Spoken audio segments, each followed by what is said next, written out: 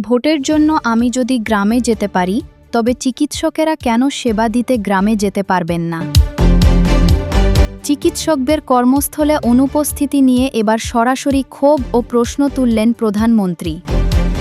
Digital Bangladesh থেকে smart বাংলাদেশের পথে দেশ এগিয়ে গেলেও গ্রামীণ স্বাস্থ্যসেবার চিত্র এখনও পুরোপুরি বদলায়নি। বিশেষ করে প্রত্যন্ত অঞ্চলে সাধারণ মানুষের চিকিৎসা সেবা নিশ্চিত করতে সরকারের নানা উদ্যোগের পরও চিকিৎসকদের অনীহা নিয়ে সাধারণ মানুষের ভোগান্তির শেষ নেই।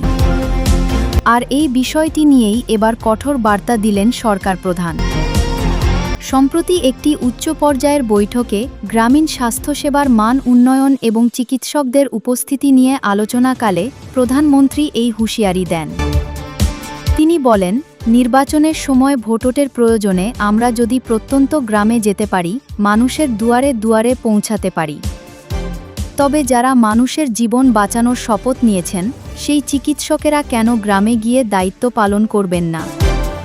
প্রধানমন্ত্রী স্পষ্ট জানিয়ে দিয়েছেন, গ্রামীণ মানুষের ট্যাক্সের টাকায় যারা ডাক্তার হচ্ছেন তাদের প্রথম অগ্রাধিকার হওয়া উচিত প্রান্তিক জনগণের সেবা করা।